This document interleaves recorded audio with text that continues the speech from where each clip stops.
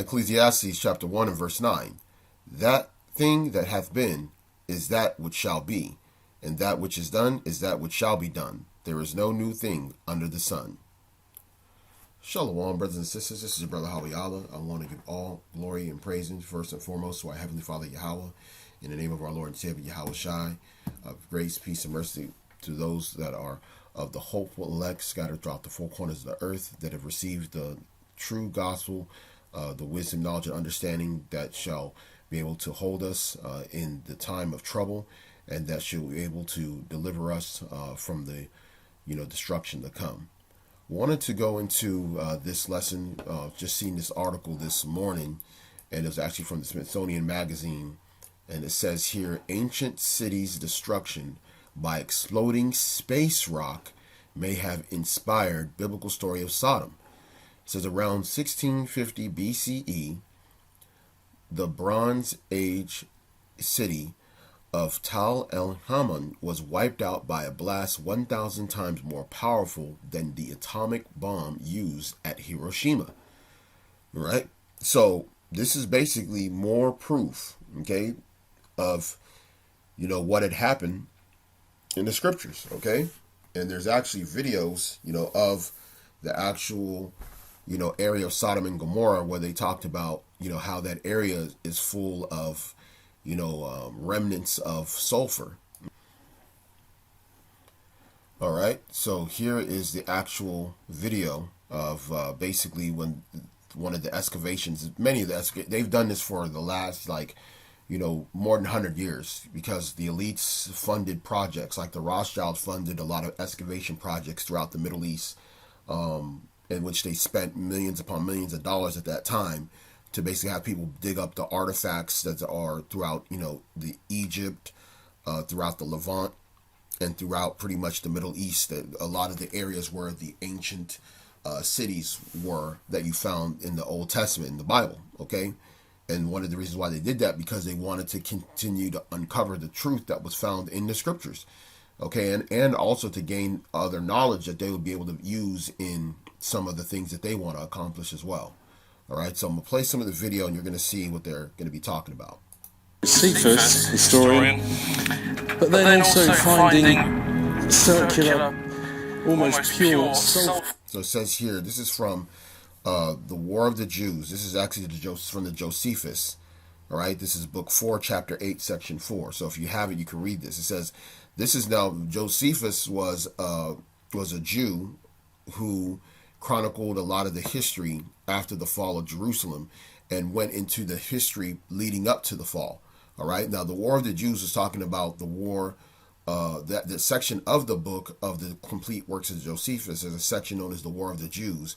And that's the Jews versus the Edomites, who are also called Romans. Okay.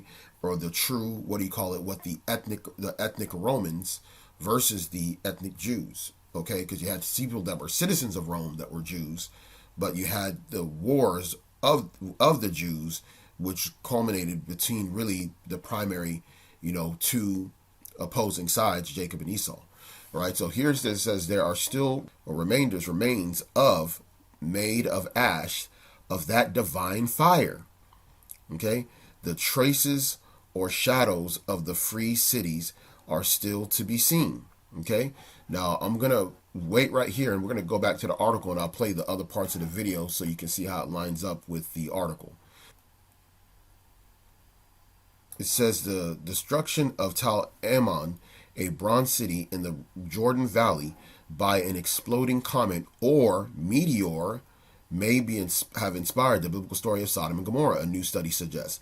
Notoriously sinful cities, Sodom and Gomorrah's devastation by sulfur and fire is recorded in the book of Genesis according to Encyclopedia Britannica. Well, according to the Bible, all right?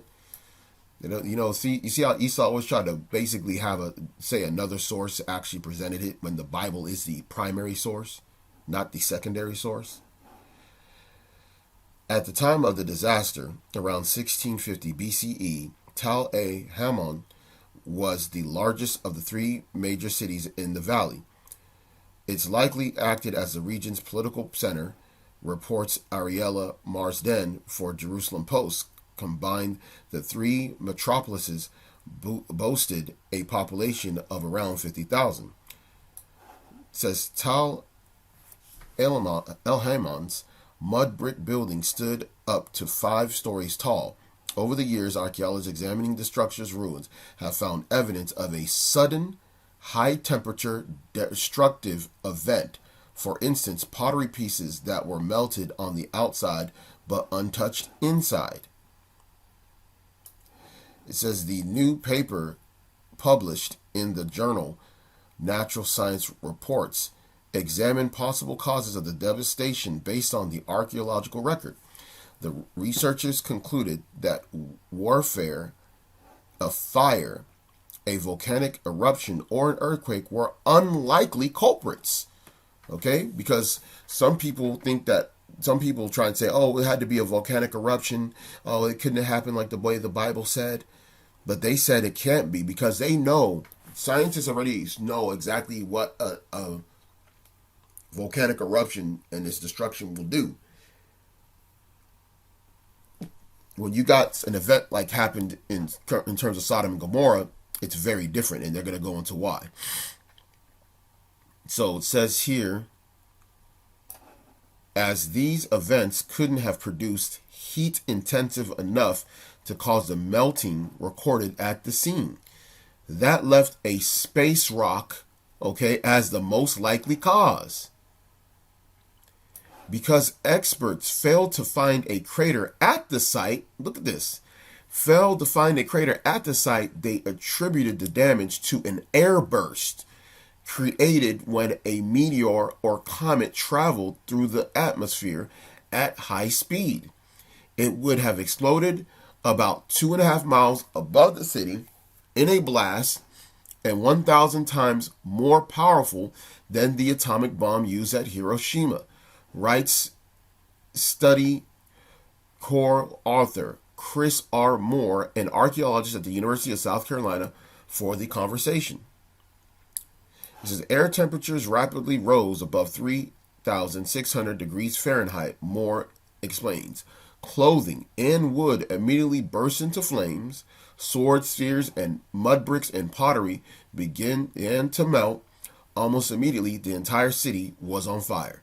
So you got to think about it. When the Most High utterly destroyed Sodom and Gomorrah, that would mean that people couldn't even go in. People that were in other areas that were not part of the destruction, they couldn't even go into the city to even take things for themselves. Like they couldn't even take what was left behind because it was all destroyed. It was melted. You can't even go there and get swords and spears and pottery and other things. Things that you could find after a volcanic eruption. You could find certain things after a volcanic eruption because after the lava comes out, it begins a cooling process. Okay? Pretty quickly. This is something where you're talking about literal disintegration. Okay? Meaning the breaking apart of material into small pieces, even down to dust. Okay? Now, continue on. It says seconds after the blast, a shockwave ripped through the city at a speed of roughly 740 miles per hour, faster than the worst tornado ever recorded. The city's buildings were reduced to foundations and rubble. None of the 8,000 people or any animals within the city survived. Moore adds, their bodies were torn apart and their bones blasted into small fragments. Corroborating the idea that an airburst caused the destruction, the researchers found melted metals and unusual mineral fragments among the city's ruin.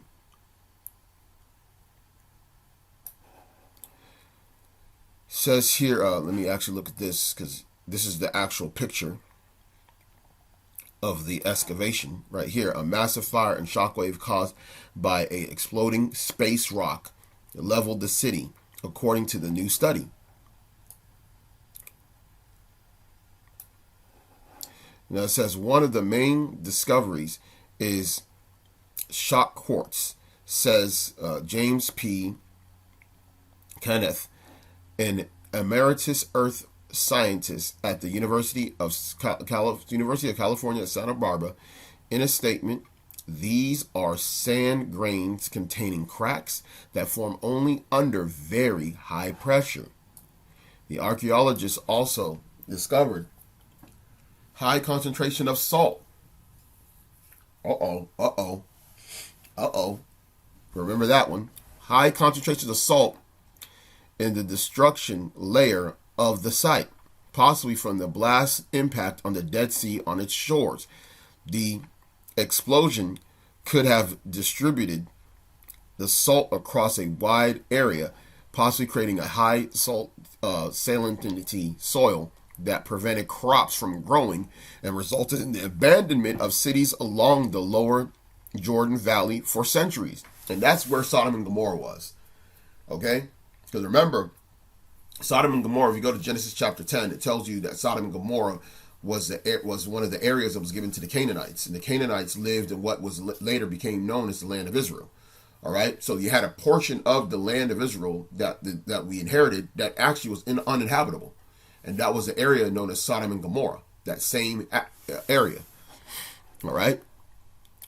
It says Moore writes that people may have passed down accounts of the spectacular disaster as oral history over generation, providing the basis for the biblical story of Sodom and Gomorrah, which, like Tel Ammon, was supposedly located near the Dead Sea. And guess what? That's the same region.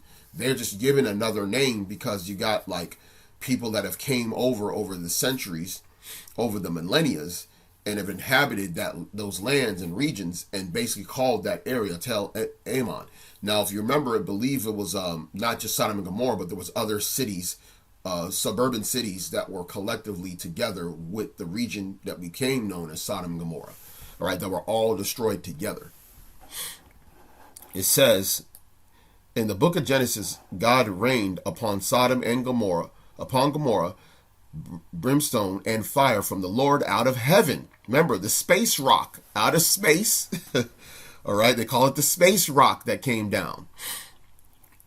And the smoke of the country went up as the smoke of a furnace. According to the Gospel of Luke, on the day that Lot left Sodom, it rained fire and sulfur from heaven and destroyed all of them. Right, also known as fire and brimstone. I believe this might be an NIV translation, but we'll get that account anyway as we read along. So let's see. Is this anything? All right, so going on to this. Well, whether Tel Ammon and Sodom were actually the same city is an ongoing debate. The researchers point out that the new study does not offer evidence one way or the other, meaning they can't deny or, they can't deny it or confirm, right? That's what I said, we neither confirm nor deny. Esau always does that stuff, always leaves things in the air because he doesn't want people to basically accept an absolute truth, all right, which was already written in the scriptures. It says, all the observations stated in Genesis are consistent with a cosmic airburst, says Kenneth in a statement, but there's no scientific proof that this destroyed city is indeed Sodom of the Old Testament. You see how these Edomites are? Okay, so because of that, we're going to go ahead and go back to this video and see what these guys say. For balls in the middle of the ash, in the middle of the walls and the shapes of the buildings. Is this not enough evidence for us to see that A, the Bible is true, and B, God is a just God and we need a saviour? Because sin requires punishment. Sin brings on the wrath of God, and this place is the evidence of the wrath of God, a holy God who is righteous and true, and this place was very rebellious and not only went into sexual deviance and other deviances, but was also a place that was going into the spiritual abominations, much like we see written about the mark of the beast and the hybridization and the merging with the fallen and all of these things. So this seems to be a place that was going into that. and received absolute annihilation.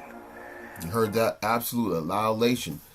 So this guy is going into this, right? He's showing you that. That's why Esau wants to find out about this and want to confirm it, because what it means is that if there's an empire later that does this, then they will receive the same punishment, right?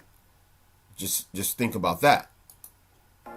Turn to dust with fire and brimstone that rain down from heaven.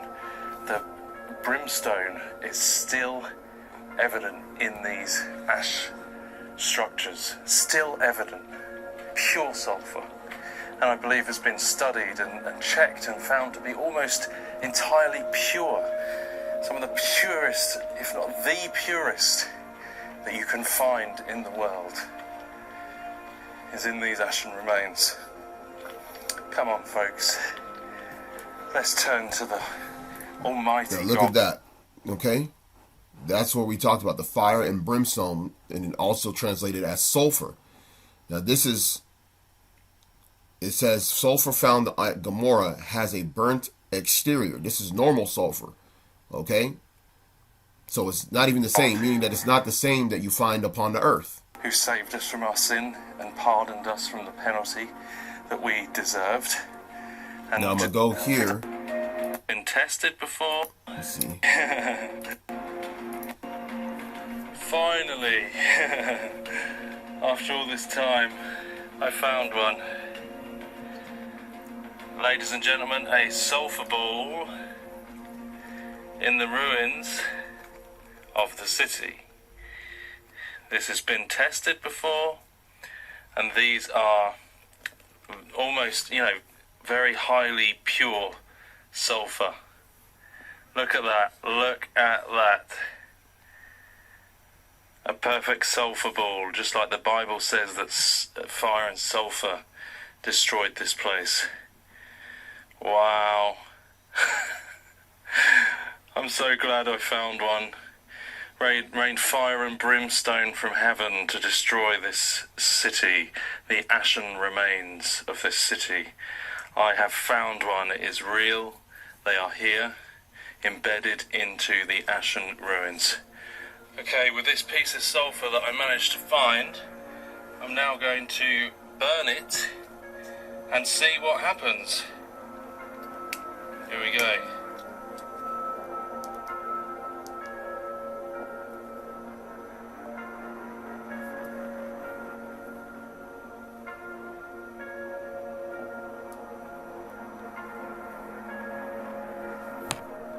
Oh, it hits the back of your throat.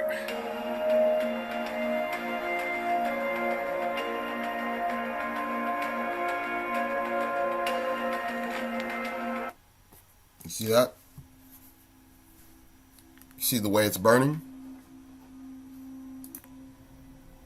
To save your names here, the flow of wickedness, and receive with meekness the planted word, which is able to save your souls.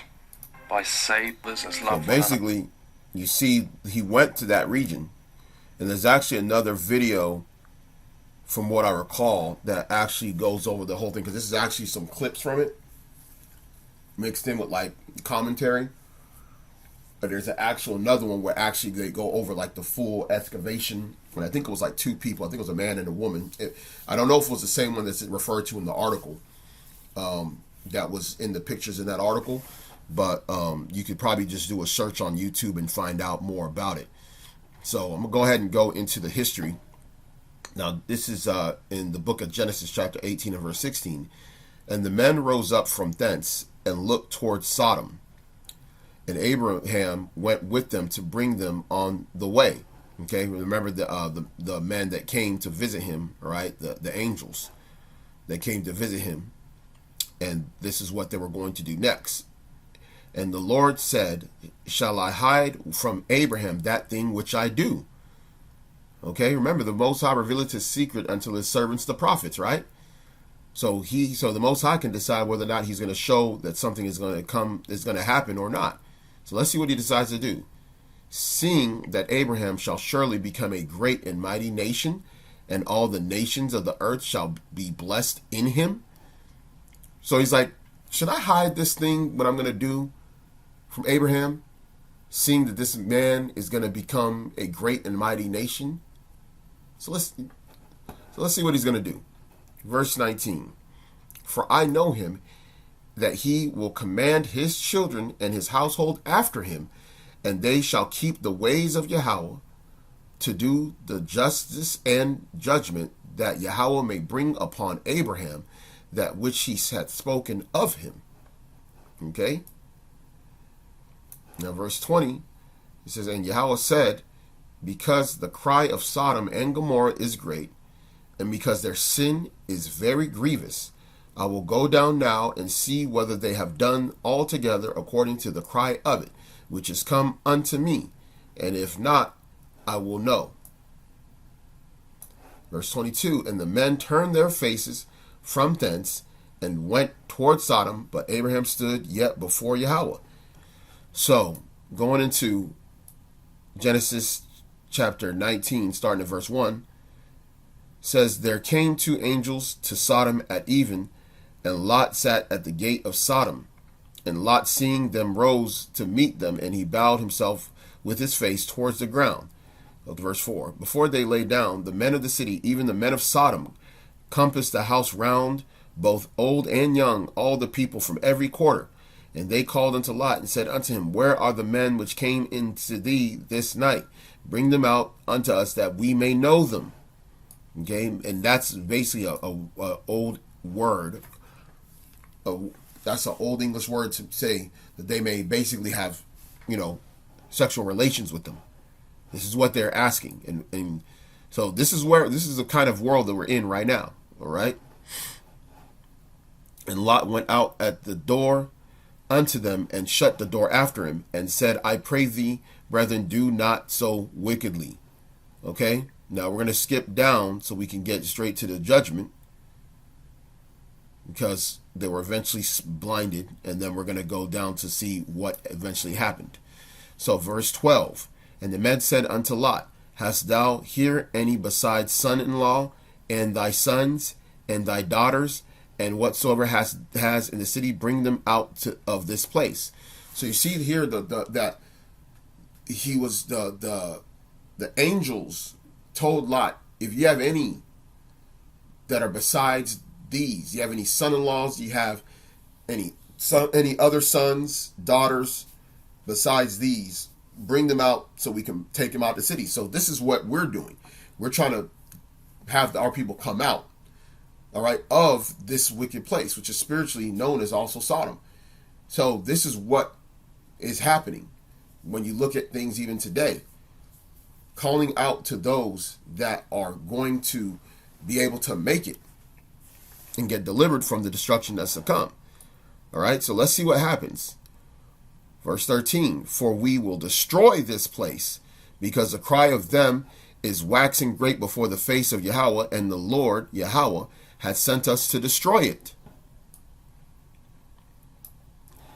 And Lot went out and spake unto his sons-in-law, which married his daughters, and said, up, get ye out of this place, for the Lord Yahweh will destroy the city. But he seemed as one that mocked unto his son-in-laws.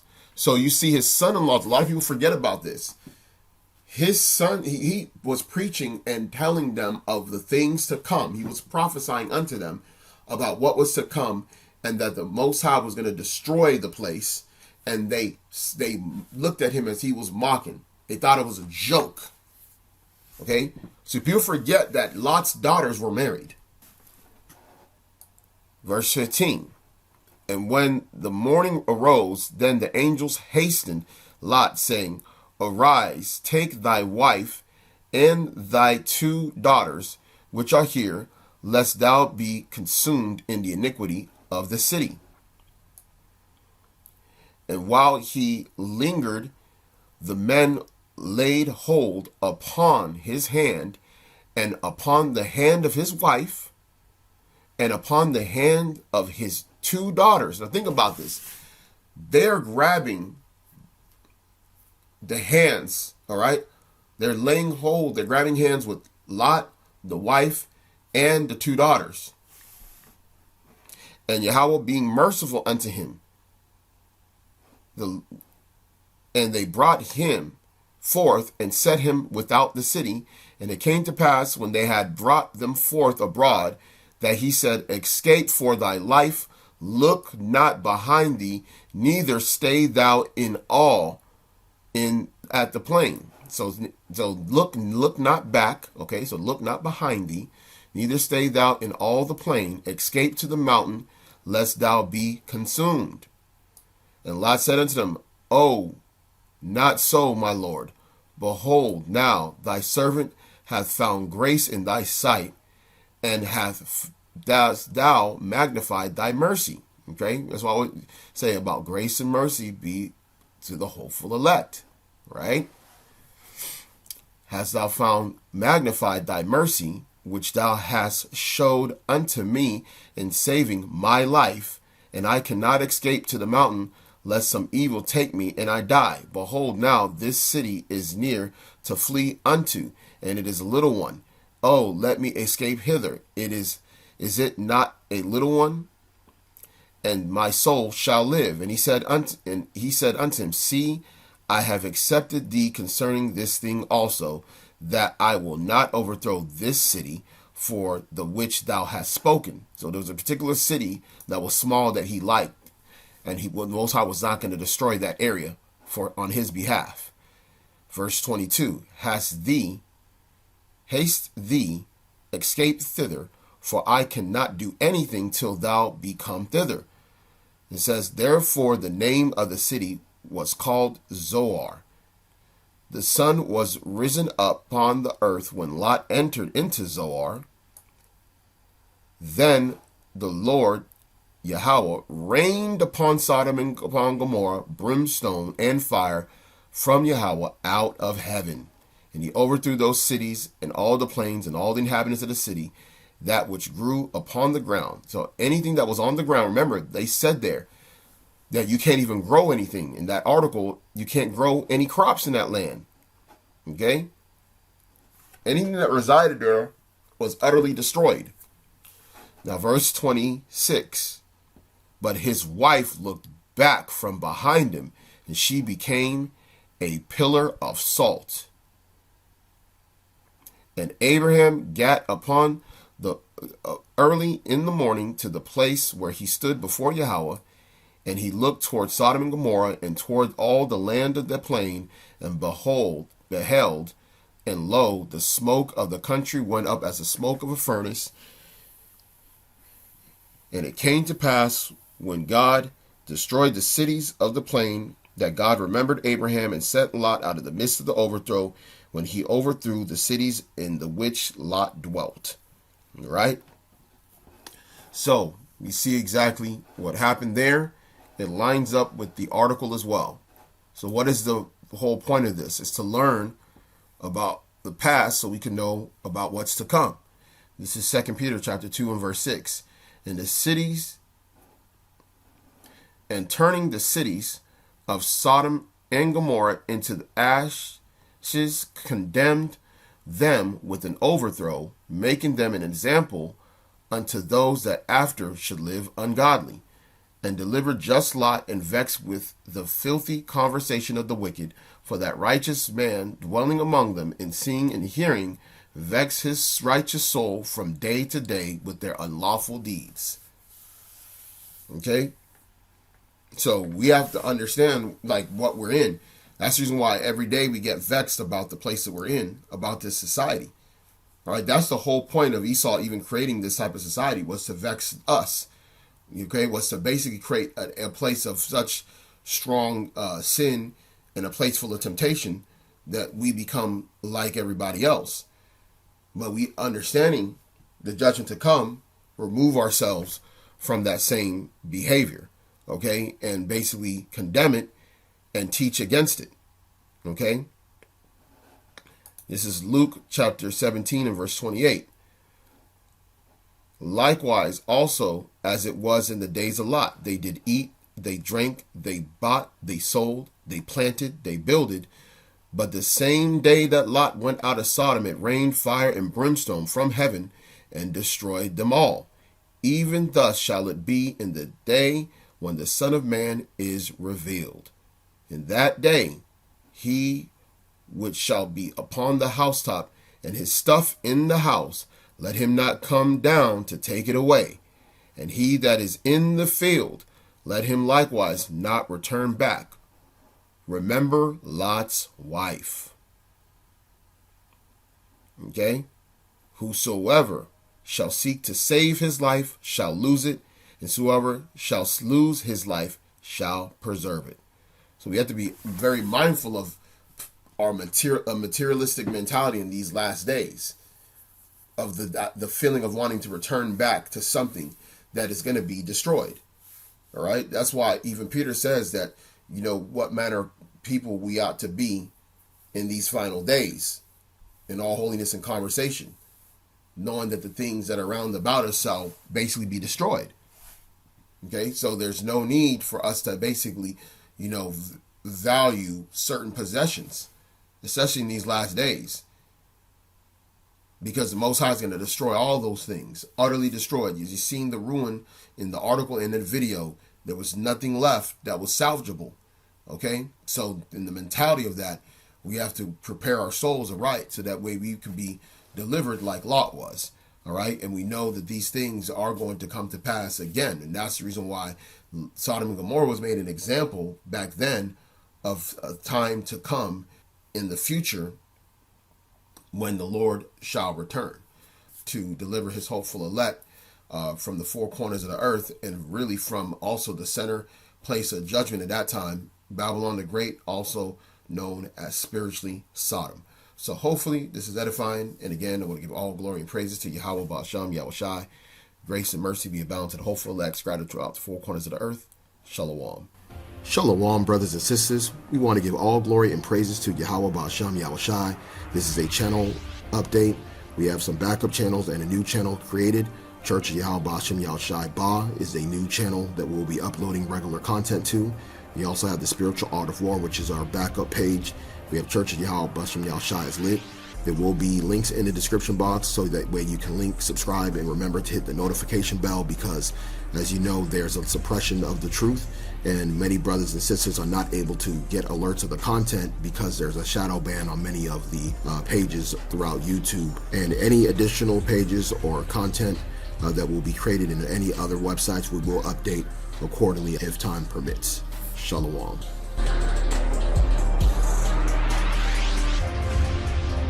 Behold, he cometh with clouds, and every eye shall see him, and they also which pierced him. And all kindreds of the earth shall wail because of him, even so. Amen. I am Alpha and Omega, the beginning and the ending, saith the Lord, which is, and which was, and which is to come, the Almighty.